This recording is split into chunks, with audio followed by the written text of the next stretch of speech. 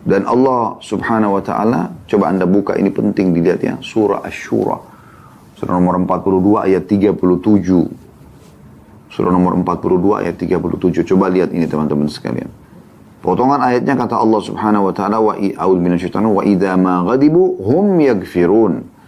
Dan salah satu sifat hamba-hamba Allah yang Allah puji adalah pada saat mereka marah, segera mereka memberi maaf. Coba bayangkan. Tidak Allah bilang, mereka lampiaskan. Allah tidak mengatakan, hai hamba-hambaku, kalau kalian marah, lampiaskanlah. Kan biasa ada orang biasa bahasakan begitu ya. Kalau marah udah lampiaskan. Teriak-teriak aja. Misalnya, na'udzubillah. Ya. Subhanallah, orang, kalau lagi dua orang kita temukan bertengkar. Misal, kita tidak tahu, lagi pinggir jalan, ada orang ribut, ngobrol berdua. Kalau kita temukan yang satu tenang, yang satu emosional, walaupun sebenarnya yang salah ini yang tenang.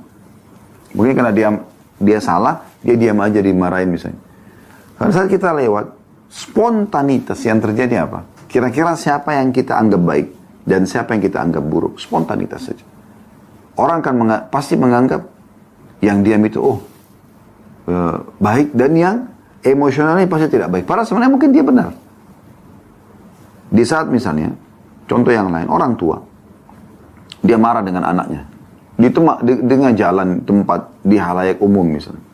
Karena sebenarnya orang tuanya mungkin benar, mungkin anaknya buat salah. Tapi di saat dia bilang, kamu itu begini, ibu gak suka, ayah gak suka, misal contoh. Kira-kira penilaian orang pada saat itu, apakah membenarkan ayah dan ibunya? Spontannya kita bicara, enggak bakal mungkin. Pasti orang akan menilai itu buruk perbuatannya. Padahal sebenarnya orang tuanya mungkin benar. Di saat atasan marah-marah sama bawahannya, mungkin dia benar. Anda punya perusahaan mungkin ya, teman-teman di Japnas mungkin tidak asing dengan ini, punya perusahaan. Tapi di saat ada pegawai Anda marah-marah dengan pegawai Anda, maka yang terjadi apa? Yang lain pegawai akan menilai buruk Anda, walaupun Anda benar. Akhirnya orang menilai, oh benar sih atasan saya, tapi emosional ya. Nah, pasti menjadi kayak gitu. Ya kan? Sekarang, lalu Anda mengatakan, lalu bagaimana menghadapi Ustaz? Kalau anak sedang buat salah, orang lain buat salah, ya. Kayak tadi saya kasih contoh di pinggir jalan, misalnya ada orang utang tidak bayar lah atau apa. Atau pegawai lagi buat salah, apa yang harus kami lakukan? Contohnya apa yang disebutkan dalam hadis Bukhari. Pada saat ada orang-orang Yahudi lewat di hadapan Nabi SAW, apa yang mereka bilang? Sengaja loh ya, di halayak umum, di jalan raya ini. Yahudi-Yahudi itu dengan suara keras mengatakan, Assalamualaikum. Bukan Assalamualaikum ya. Assalam artinya keselamatan. Assam artinya kematian. Doakan Nabi keburukan. Dan mereka berharap, mereka berpikir Nabi nggak dengar. Karena di jalan raya orang semua dengar Aisyah radhiyallahu anha sedang ada di situ. Lalu kata Aisyah, Assamu wal la'natu alaikum. Semoga kematian dan laknat untuk kalian. Aisyah marah. Bagaimana bisa orang-orang Yahudi ini memancing atau mengucapkan doa buruk untuk Nabi SAW? Coba lihat. Sekarang yang dituju oleh orang Yahudi siapa? Nabi SAW. Apa yang Nabi lakukan? Nabi itu tuh Nabi. Raja. Dan semua Nabi-Nabi teman-teman sekalian Allah berikan kekuatan fisik 10 laki-laki. Bisa melawan sendirian, bisa mengalahkan orang-orang ini. Gitu ya. Tapi apakah Nabi SAW melakukan itu? Tidak. Nabi SAW justru mengingatkan Aisyah, mengatakan, tenang hai Aisyah. Aisyah langsung mengatakan, ya Rasulullah, tidakkah Anda dengar apa yang mereka ucapkan? Waktu itu Nabi SAW kebetulan jawab, wa'alaikum. Dengan sangat tenang. Artinya apa? Untuk kalian juga. Kan begitu. Kalau Anda bilang, Assalamualaikum, semoga keselamatan untuk kalian. Kita bilang apa? Wa'alaikumussalam. Wa'alaikum artinya untuk kalian juga gitu. Nabi SAW waktu didoakan buruk tadi, Assalamualaikum, semoga kematian untuk kalian. Kata Nabi SAW, wa'alaikum. Tenang. Ya, untuk kalian juga. Gitu loh. Maka Nabi SAW mengatakan, tenang hai Aisyah. Tidakkah kau dengar apa yang sudah saya ucapkan? Artinya, Nabi SAW sebenarnya membalas, tapi tidak dengan emosional. Dan ini sebenarnya, maaf tanda kutip saya bahasakannya, ini lebih menyakitkan bagi orang yang niat jahat dengan kita. Kalau dia ingin memancing emosi kita, tapi kita tidak terpancing emosi, dia lebih sakit hati orang itu. Coba pikirkan. Jadi tidak perlu kita terbawa dengan arus emosional itu. Benar-benar buyar semua ide, buyar semua kebaikan-kebaikan yang ada pada diri kita. Lalu Nabi SAW mengatakan, ketahuilah doa kita kepada Allah untuk mereka sampai. Doa mereka kepada Allah untuk kita tidak sampai. Tidak akan berbahaya doa mereka itu. Tapi doa kita kepada mereka, kepada Allah untuk mereka itu berbahaya, bisa sampai. Dan Allah Subhanahu wa taala juga memuji orang-orang yang bisa mengontrol emosinya. Dalam surah Al-Imran surah nomor 3 ayat 134, Anda bisa buka juga ini. A'udzu billahi minasyaitonir rajim, potongan ayat ya. Wal qadhiminal ghaidha wal 'afina 'anil nas wallahu yuhibbul muhsinin. Dan orang-orang yang menahan amarahnya, kita langsung ambil saksi bahasannya ya. Ini ayatnya, potongan ayatnya awalnya ada gitu. Tapi kita langsung masuk ke potongan tentang masalah emosinya. Dan orang-orang yang bisa menahan amarahnya. Kadhimil ghaidh, artinya dalam pemahaman orang-orang Arab adalah orang yang menahan emosinya sementara dia punya kekuatan, kebenaran untuk membalas. Itu kadhimil ghaidh. Allah justru mengatakan kadhim. Ghaidh itu emosi yang tidak terkontrol.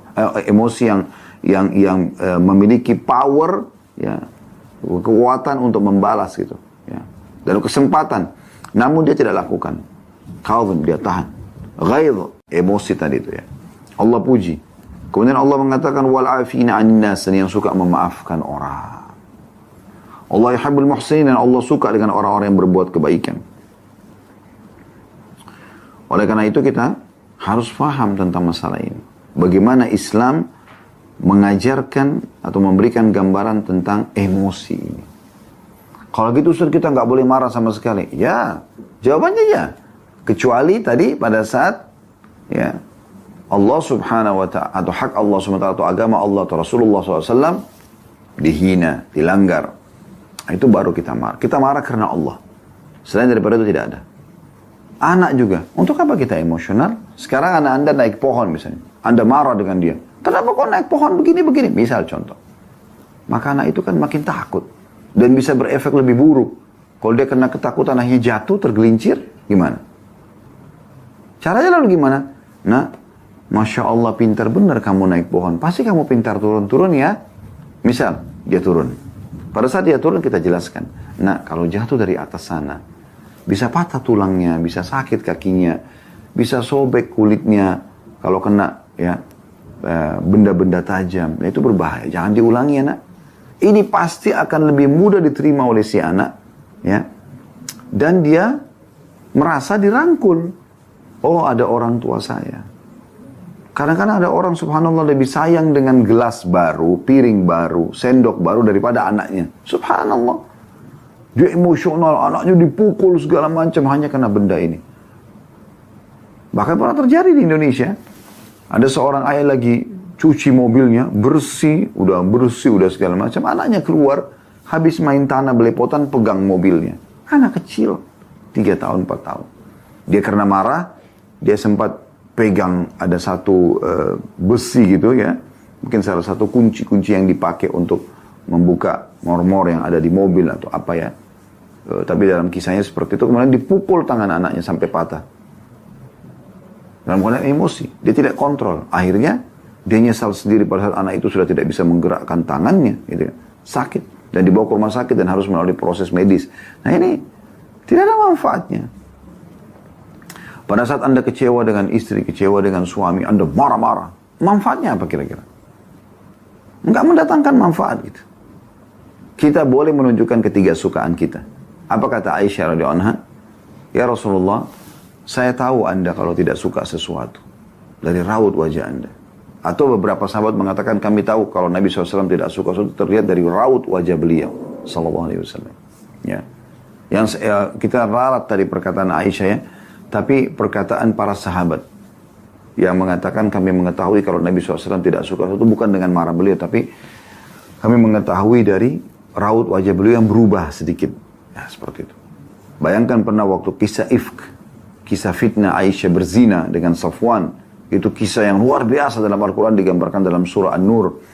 Waktu itu satu kota Madinah tersebar berita kalau Aisyah selingkuh, coba bayangkan. Naudzubillah, ya. Kita tidak bisa bayangkan kalau ada informasi seperti ini tersebar satu Indonesia, pasangan kita selingkuh, coba bayangkan. Kan berat sekali gitu ya. Walaupun tidak dilakukan, orang sudah nyorotnya, sudah nggak benar gitu. Begitu terjadi. Tapi Nabi SAW menghadapi, saya setiap berulang kali membaca kisah ifk, rasanya mau netesin air mata. Bagaimana akhlak Nabi SAW kepada istri dan tidak tergesa-gesa dalam mengambil sebuah tuduhan dari luar rumah masuk ke dalam rumah. Kalau Anda di luar perusahaan juga masuk ke dalam perusahaan Anda. Atau bahkan dari luar diri Anda ke dalam diri Anda sendiri. Buru-buru kena emosional. Nabi SAW tidak seperti itu. Beliau dengan sangat baik. Padahal sudah jelas-jelas ini sudah menjadi gosip yang panas pada saat itu di Madinah. Kalau Aisyah berzina. Dan indikasi ke situ. Karena Aisyah sempat tertinggal dari pasukan. Kemudian ada Safwan radhiyallahu anhu. Ada Safwan, ya, dia sama Aisyah, saya katakan tadi radhiyallahu anhuma, ada Safwan yang ditugaskan oleh Nabi SAW untuk menyisir jalan dilewati oleh pasukan. Jadi Safwan ini bertugas setiap kali kalau pasukan sudah jalan, dia paling terakhir. Kalau pasukan sudah tidak nampak, dia jalan. Nanti kalau ada tertinggal kendi, perisai, ada barang-barang sahabat yang jatuh, dia yang mungut. Maka tidak ada Aisyah, dia dekatkan untanya, lalu Aisyah naik di atas, lalu kemudian mereka jalan. Tapi sepanjang jalan tidak ngomong apa-apa. Terjadi begitu. Maka pada saat tiba di tempat peristirahatan pasukan, di tengah siang bolong, Nabi SAW sempat tanya, mana Aisyah? Maka dikatakan, sahabat tanya, cari nggak ketemu. Mereka pikir Aisyah ditangkap oleh musuh. Waktu itu baru pulang dari peperangan. Subhanallah, lewat. Ya, Aisyah dari jauh, atas unta, ada Safwan yang pegang. Ya. Ibnu Abi Salul, kepala munafikin, memang selalu mencari-cari kesalahan muslimin. Apalagi Nabi SAW, dia mengatakan, mana ada laki-laki dan perempuan berduaan begitu lalu tidak terjadi sesuatu. Dia tidak bilang zina, tapi ini sudah jadi berita yang luar biasa. Nabi SAW tidak buru-buru ya menilai istrinya. Aisyah cuma mengatakan, aku heran melihat sikap Nabi SAW sedikit berubah. Biasanya beliau itu lebih ramah, lebih romantis. Ini kok ada perubahan. Sampai Aisyah pun, karena tahu Nabi SAW itu santun, beliau mengatakan, ya Rasulullah, kalau Anda tidak ada hajat dengan saya pulang dulu ke rumah orang tua saya. Maka Nabi SAW mengatakan, baiklah. Nabi antar baik-baik ke rumahnya Abu Bakar. Dan ini sudah menjadi gosip yang luar biasa ini. Bahkan waktu itu sempat tidak turun wahyu. Seingat saya ya, berapa pekan atau sebulan gitu. Ini maaf kalau salah, tapi memang beberapa saat terputus wahyu. Saya tidak ingat pasnya.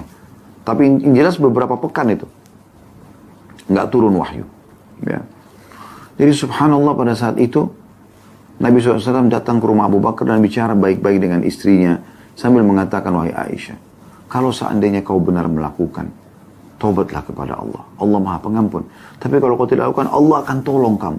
Masih bisa bicara begitu, coba bayangkan. Nah, kalau Anda mendapatkan gosip tentang istri Anda selingkuh, suami Anda selingkuh, bagaimana kira-kira kalau Anda tidak bisa kontrol emosi? Karena bisa saja kita salah.